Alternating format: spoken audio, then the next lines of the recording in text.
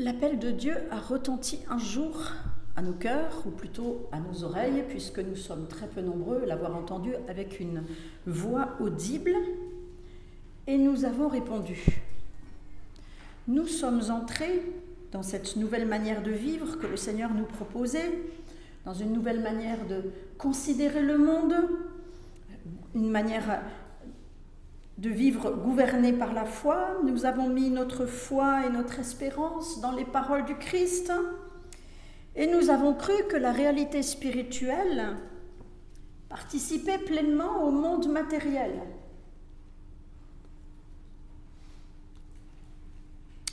D'où vient alors que chaque apôtre, chaque auteur, ayant pris part à la rédaction des textes qui composent le Nouveau Testament, ait eu le souci de nous partager ses craintes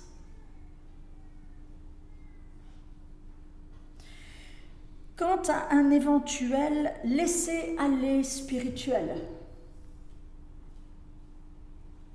Tous, sans exception.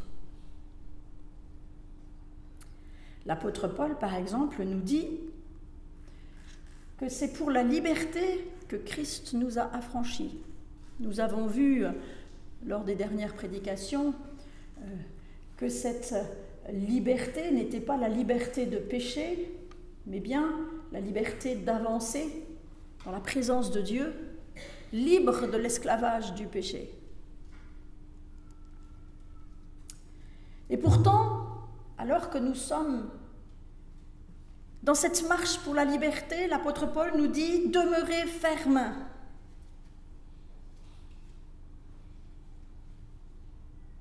Dieu nous place dans un royaume de liberté et il nous dit « Restez dedans ». Ne vous laissez pas mettre de nouveau sous le joug de la servitude. Le même apôtre Paul, dans la lettre d'Éphésiens, au chapitre 5, nous dit ceci. « Soyez donc les imitateurs de Dieu, puisque vous êtes ses enfants bien-aimés. Vivez dans l'amour en suivant l'exemple du Christ qui nous a aimés et qui s'est donné lui-même pour nous comme une offrande et un sacrifice dont l'odeur est agréable à Dieu. » Je n'ai pas mis l'ensemble du texte que je vais lire ici, mais la suite du texte est prégnante. Que l'immoralité sexuelle, l'impureté sous toutes ses formes, ou la soif de posséder ne soient même pas mentionnées parmi vous comme il convient à des saints.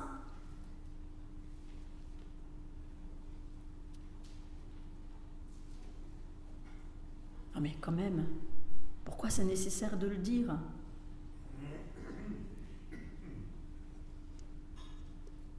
Qu'on n'entende pas de paroles grossières, de propos stupides ou équivoques, c'est inconvenant, mais plutôt des paroles de reconnaissance. Alors là, Seigneur, là tu me reprends, parce que parfois, moi, je parle comme des ados. Hein. Ça sort chez moi. Ah, Seigneur. Vous le savez bien, en effet. Éphésiens 5, verset 5. Aucun être immoral, impur ou toujours désireux de posséder plus, c'est-à-dire idolâtre, n'a d'héritage dans le royaume de Christ et de Dieu. Que personne ne vous trompe. Verset 6. Par des paroles sans fondement, car c'est pour cela que la colère de Dieu vient sur les hommes rebelles. N'ayez aucune part avec eux. Il y en a des recommandations ici qui découlent tous de ce « tenez ferme ». Verset 15. Faites bien attention à la façon dont vous vous conduisez.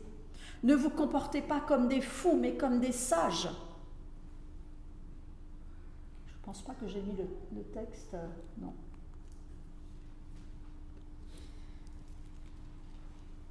Rachetez le temps, car les jours sont mauvais. Ne soyez pas stupides. Quand même, Paul, tu es gonflé là, tu me traites de quoi là ? Tu me dis, Joël, ne sois pas stupide.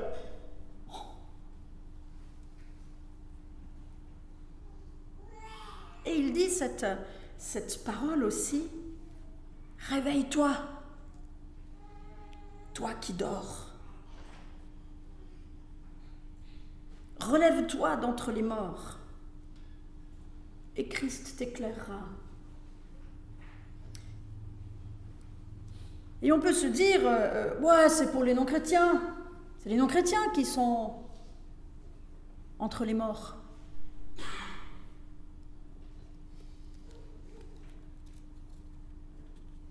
Au vu des versets qui suivent, je dois bien reconnaître que cela ne s'adresse pas qu'aux hommes et aux femmes qui sont rebelles à Dieu.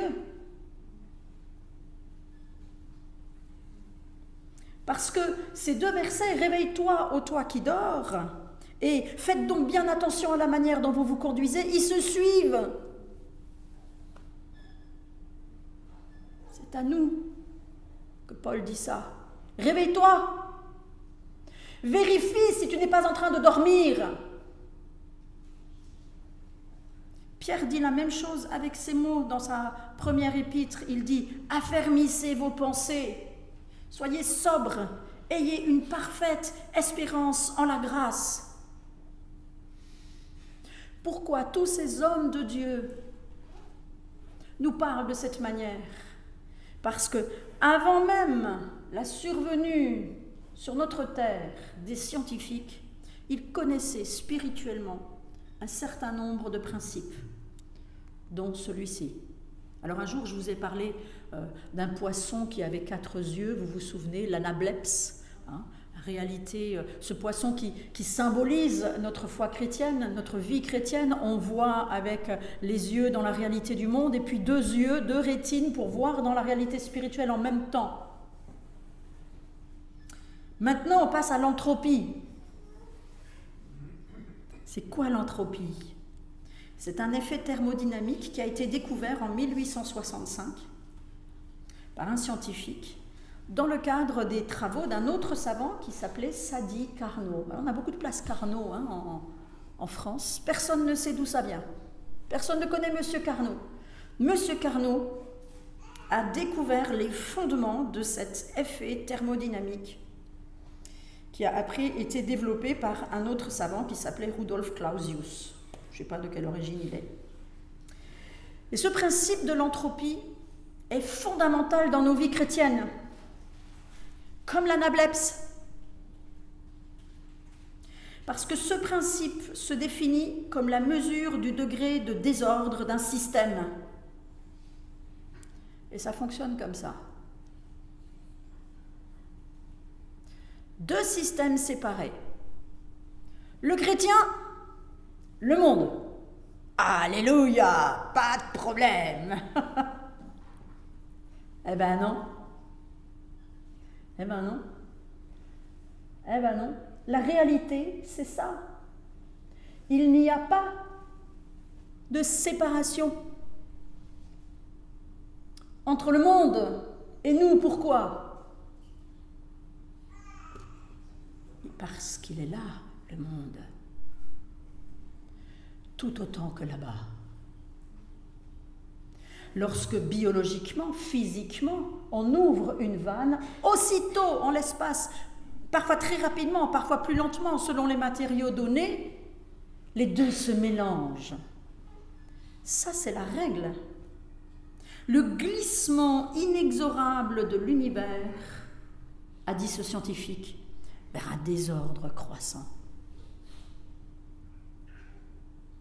Lorsqu'on laisse une chose vivre par elle-même, sans en prendre soin, et là je parle de votre foi, lorsqu'on laisse une chose vivre par elle-même sans en prendre soin, sans chercher à la conformer à un objectif, sans y travailler avec régularité, avec persévérance, eh bien cela se termine rarement bien. Faites tous vos efforts, dit l'apôtre Pierre. Travaillez à votre salut, dit Paul. Petite blague, il y avait un jour, ça se passe en Angleterre, ils aiment bien les jardins. Il y avait un jour un vieux jardinier très fier de son jardin. Il passait des heures à bêcher, à planter, à tailler. Vous savez, les Anglais tellement fiers de leur gazon que tout ce qui dépasse, il faut que ça... J'ai un gendre anglais, je peux me permettre. Et on venait de loin pour admirer le résultat de tout cet amour. Et le vieux jardinier avait même prévu une haie basse pour que tous ceux qui passent dans la rue puissent admirer son jardin et en profiter pleinement. Et il y avait un vieux pasteur, un bon vieil anglican, qui passait régulièrement et qui aimait discuter avec le vieux jardinier. Alors évidemment, il espérait secrètement l'amener un jour à la foi, bien sûr, comme tout bon pasteur, hein. Et puis il félicitait systématiquement le vieil homme avec la même formule. Il disait « Oh, Dieu et vous avez fait un excellent travail ». Et puis le jardinier s'énervait toujours en entendant cette phrase. Et puis un jour, il s'est dit « Je vais lui répondre ». Et après avoir entendu cette sempiternelle formule, il a répliqué « Dieu, fallait voir dans quel état il était le jardin quand Dieu était seul à s'en occuper. »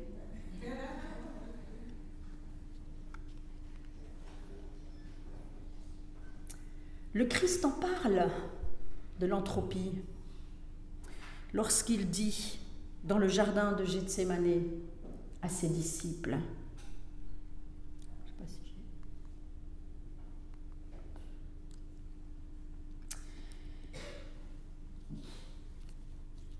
Matthieu 26, versets 40-41, Jésus vint vers les disciples qu'il trouva en jeûne et prière, les mains levées au ciel.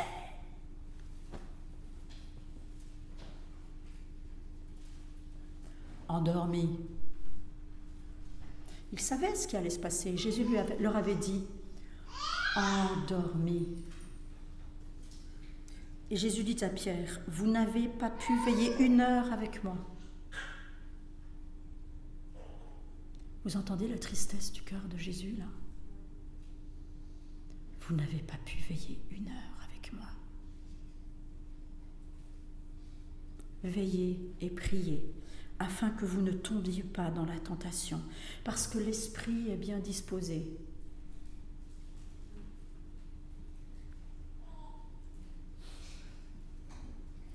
mais la chair est faible. Veillez et priez, dit Jésus, sous peine de vous retrouver en train de dormir sans même vous en rendre compte. Au moins les disciples, eux, ils ont eu la chance que Jésus est venu les secouer un petit peu, mais ça n'a pas servi à grand-chose, parce que quand Jésus s'est éloigné, les disciples auraient pu se dire « Non, c'est vrai, franchement, on exagère là. Tu nous as dit ce qui allait arriver. » Allez, on vient avec toi, on prie avec toi. Jésus n'aurait certainement pas repoussé ses disciples, il ne leur a pas interdit de prier avec lui. Ils ont continué à dormir. Même le Christ, même la survenue prochaine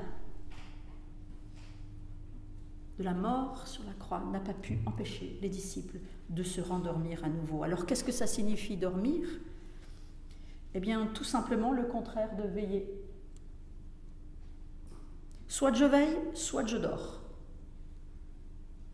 Du coup, je peux dormir tout en étant éveillé et je peux dormir tout en étant endormi. Ouh là là, vous me suivez ? Je ne suis pas en train de parler du sommeil physique, là. On peut dormir physiquement en étant éveillé spirituellement. Je ne suis pas en train de dire que vous devez vendre vos lits.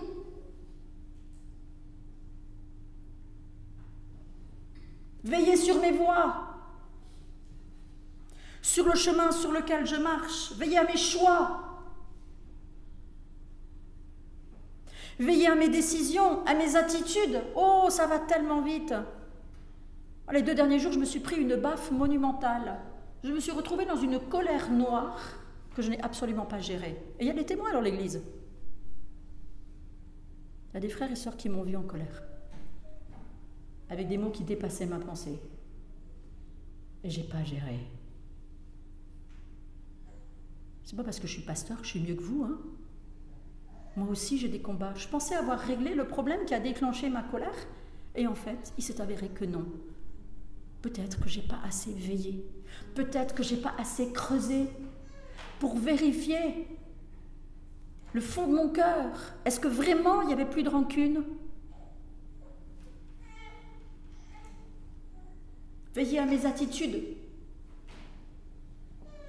afin que même si je suis en colère et dans une sainte colère, mes attitudes soient justes et conformes à l'amour. Eh bien, mes frères et sœurs, je me suis pris une belle claque. Veillez à ce que l'impureté, l'immoralité, la soif de posséder ne s'infiltrent pas au milieu de nous, entre nous, au fond de nos cœurs. Veillez à ce que des événements autour de nous, des deuils, des bouleversements professionnels, des questions familiales, ne viennent pas troubler notre marche chrétienne. Tant de domaines à surveiller. Oh là là, ça fait beaucoup tout ça, Seigneur. Bon, faut que j'aille me reposer un peu. Allez hop, et on va dormir. Parce que il y en a autour de nous. Il faut veiller à l'église, il faut veiller à la famille, il faut veiller à avoir un bon travail, il faut veiller partout. Joël, et tu nous rajoutes encore des trucs. Oui. C'est la condition humaine de veiller. D'autant plus lorsque cet humain est chrétien.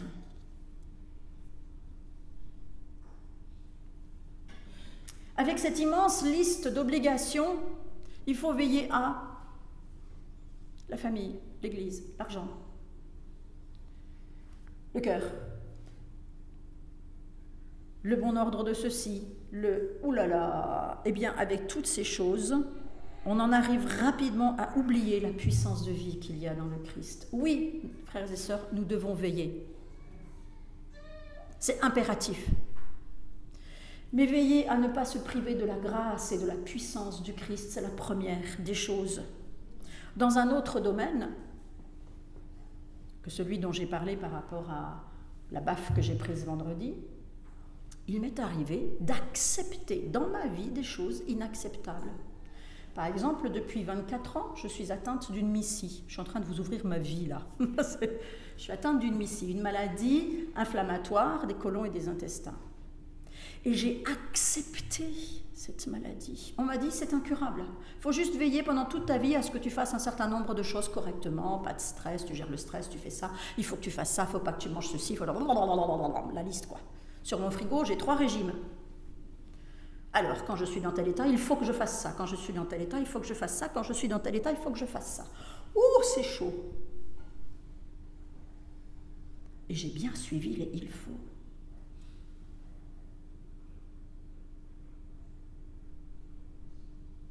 Et j'ai oublié la grâce et la puissance de vie du Christ. Et un jour, quand j'étais secrétaire générale, j'avais une assistante. Mon assistante me dit, non mais Joël, t'as déjà prié pour ça? Ben non, je n'ai pas prié pour ça, pourquoi tu veux que je prie pour ça? C'est incurable. Je dormais. J'avais oublié que la puissance du vie de Christ peut faire quelque chose.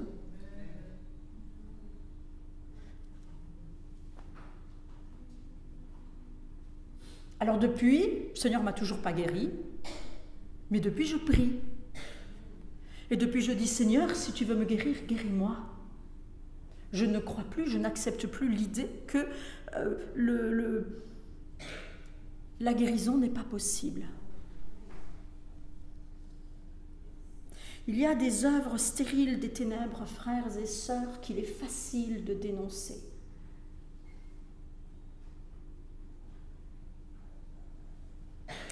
Et puis, il y en a d'autres qui sont bien plus sournoises.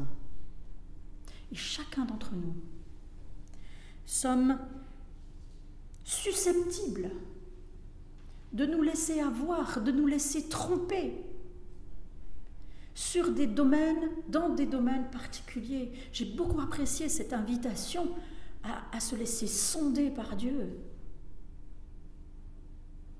Sonde-moi, ô Dieu, et connais mon cœur, connais mes pensées.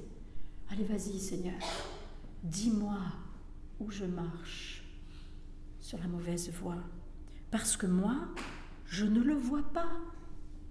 Ça peut prendre des formes différentes. Le péché, des mauvaises pensées, un compromis, ou même l'ultra-spiritualité avec tous les « il faut » du monde.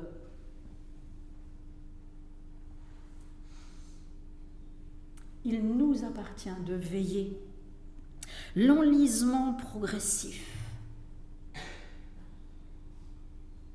dans toutes sortes d'obligations, ou bien des pensées qui viennent là, comme celle que j'ai eue, la missie, je prie pas pour, parce que c'est incurable. Tout cela nous fait oublier où se trouve l'essentiel, et cela aboutit à l'entropie, à des choses qui sont peut-être en apparence normales, mais elles nous éloignent du cœur de Dieu. Alors que l'appel du Christ, c'est « fais la différence, tiens ferme dans la liberté que j'ai acquis pour toi ». Alors c'est une question qu'il convient de se poser régulièrement. Est-ce que nos vies, est-ce que ma vie fait vraiment la différence ?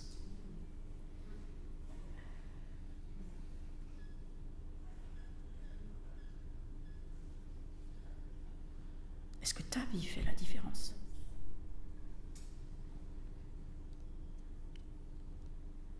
Dans la vie de ton frère, de ta sœur à côté de toi, dans la vie de ta famille, pour toi. Et est-ce que tu fais la différence pour les autres ? Est-ce que tu les encourages, les autres, ton frère, ta sœur ? Est-ce que tu encourages ton frère, ta sœur à donner le meilleur de lui-même, à mettre toute sa foi en Christ ? Est-ce que tu es, pour ton frère, ta sœur, un exemple de la vie passionnante du Christ ? Oula ! Non mais attends, moi c'est boulot de dos. Hein. Ah non, attends, ça c'est on dort. Hein. On va revenir là-dessus. Je vous parle après de la Belle au bois dormant. Ou bien est-ce que nous sommes installés dans un train-train quotidien ? Je vais être méchante. Un train-train quotidien dans lequel on a juste intégré un compartiment nommé Jésus. Compartiment qu'on va visiter une fois par semaine le dimanche matin de 10h à midi. Pour les plus studieux, de temps en temps aussi, en semaine. L'appel du Christ est radical, c'est réveille-toi. Si tu tiens pas ferme, tu dors. Et la fin de l'endormissement, c'est la mort. Alors il existe dans les pays occidentaux, là voilà, un conte de fées qu'on appelle la Belle au bois dormant.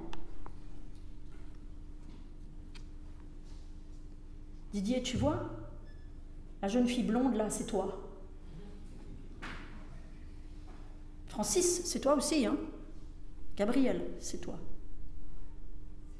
Je dis ça aux hommes, parce que nous les femmes, on n'a aucun problème à s'identifier à la belle demoiselle blonde. Hein ? Tina, c'est toi aussi. Hein ?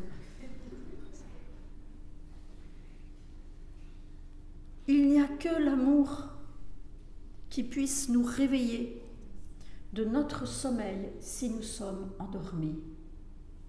Que l'amour. Il n'y a que l'amour qui puisse nous arracher à cet enlisement, à ces fausses pensées. Pas l'amour romantique, hein. Bon, ça c'est une jolie petite image, mais ça c'est du pipeau, hein. Alors là, je m'adresse à mesdames, oubliez ! Sur terre, lui là, le beau mec avec un sourire comme ça, il n'existe pas ! Vous oubliez ! Ok ? Les jeunes célibataires là, les adotes, toutes les femmes qui ne sont pas mariées, par pitié.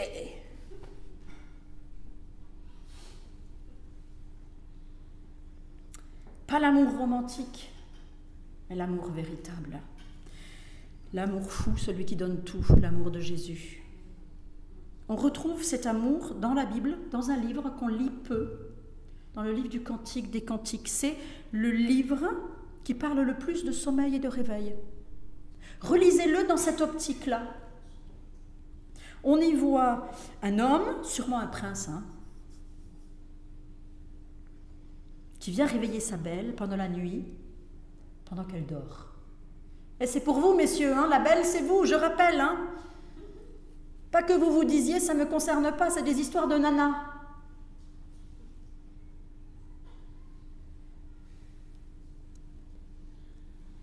Elle n'ouvre pas sa porte. Mais laisse-moi tranquille, j'ai sommeil. Moi, je ne supporte pas être réveillée la nuit. C'est dramatique. Quand j'avais des enfants, c'était l'horreur pour moi. J'allais les soigner quand ils demandaient l'heure d'un biberon, c'était en... Alors je m'imagine bien, le bien-aimé, il arrive, il frappe, c'est Jésus, il dit « Joël, réveille-toi, laisse-moi dormir ». Tellement bien dans son lit qu'elle ne veut pas sortir. Vous le voyez là, votre petit confort? Vos petits arrangements avec la liberté chrétienne, avec la vie, la puissance, l'aventure que le Christ il a pour vous. Ah non, je suis bien, je suis pépère. Elle n'ouvre pas sa porte. Elle est réveillée, mais elle est si bien dans son lit qu'elle ne veut pas dormir. C'est Cantique des Cantiques, chapitre 2, verset 7, chapitre 3, verset 5. Vous trouvez ça textuellement dedans. Sauf qu'après, elle n'arrive plus à dormir. Ça, c'est embêtant aussi. Alors elle se lève, elle ouvre à son bien-aimé, et il s'était carapaté. Il était parti. Alors elle se lève, enfin, pas trop tôt, et elle part à sa recherche dans les rues de la ville, à ses risques et périls. Les gardes la malmènent, mais tant pis, elle est en route. Elle est réveillée et elle cherche, et elle vit de cette recherche. Et elle découvre tout son propre potentiel dans cette recherche. Elle sait qu'elle va le retrouver, son amour. Souvenez-vous, quand vous avez cherché Dieu,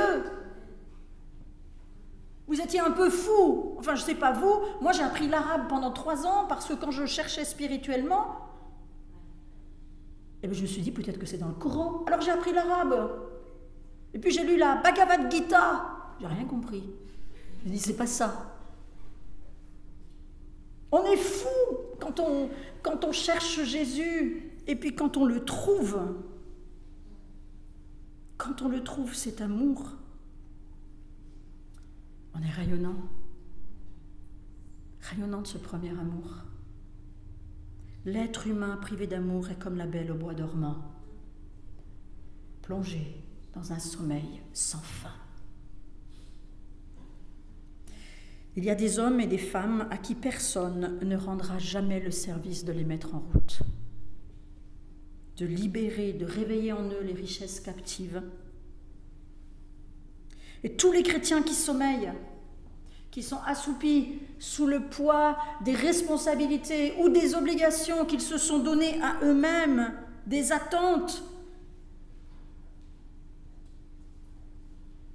ont perdu la conscience de l'amour de Dieu et de l'amour des autres. Êtes-vous de cela? Êtes-vous figé dans un fonctionnement stérile et stérilisant? Vous êtes-vous déjà demandé, mais pourquoi? Et pourquoi est-ce que je fais ce que je fais? Même lire sa Bible le matin, même se lever une demi-heure avant l'heure, peut être stérile si vous ne savez pas pourquoi vous le faites. Si vous ne réalisez pas que c'est pour rencontrer l'amour extravagant de Dieu. Alors, même ces chrétiens s'enfoncent dans une existence morne, version évangélique bien sûr. Métro, boulot, dodo, église. Métro, boulot, dodo, église. Métro, boulot, dodo, église. Quand la fréquentation de l'église où la méditation des Écritures devient aussi ennuyeuse que ça. Je ne sais pas si c'est votre cas, j'espère que non. Mais alors il y a urgence à s'interroger. Où est l'amour dans ma vie ? L'élan libérateur que l'appel du Christ a fait résonner dans ma vie. Est-ce que je suis prisonnier, prisonnière des il faut, prisonnier, prisonnière de pensées stériles? Est-ce que je suis prisonnier, prisonnière de fausses croyances? Dieu ne va pas intervenir là-dedans. Est-ce que j'ai cédé à la force d'inertie, à l'entropie? Est-ce que j'ai apporté du crédit à des paroles contraires à l'Évangile et à l'amour de Dieu pour moi, contraires à l'amour de Dieu pour les autres? Est-ce que les fleuves d'eau vive coulent encore de mon sein vers les autres? Est-ce que c'est ça ma vie? Oups. Bah oui, est-ce que c'est ça? Est-ce que c'est vide ma vie? C'est pas ça, normalement il manque une image là. Alors. Elle n'y est pas la dernière image?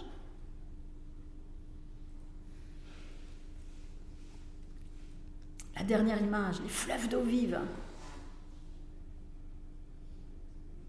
C'est ça. Voilà. Est-ce que c'est ça ma vie? Est-ce que ça donne envie ma vie? Qu'on me donne l'envie. Il fallait la faire ici. Hein. Si à l'une ou à l'autre de ces questions, ma réponse manifeste l'endormissement, alors l'appel de Dieu retentit. Réveille-toi. Réveille-toi, toi qui dors. Relève-toi. Parce que tu es mort et le Christ t'éclairera. Remets-toi en route, remets-toi en chemin. Débarrasse-toi de tout ce qui t'encombre spirituellement, de ce qui te pèse, de ces listes d'obligations qui t'apesantissent, qui remplissent tes yeux de fatigue, qui t'engourdissent. Tu t'inquiètes, a dit Jésus à Marthe. Tu t'inquiètes. Tu t'agites pour tellement de choses. Et tu as oublié. Tu as oublié qu'une seule est nécessaire. Et cette chose essentielle, nécessaire, a dit Jésus, je ne vais pas l'enlever à Marie. Lui ne nous l'enlèvera jamais, par contre. Malheureusement, nous pouvons nous-mêmes nous en priver, sans nous en rendre compte, en glissant lentement vers toutes ces choses qui sont des ersatz tellement fades de la liberté magnifique que le Christ a acquis pour nous.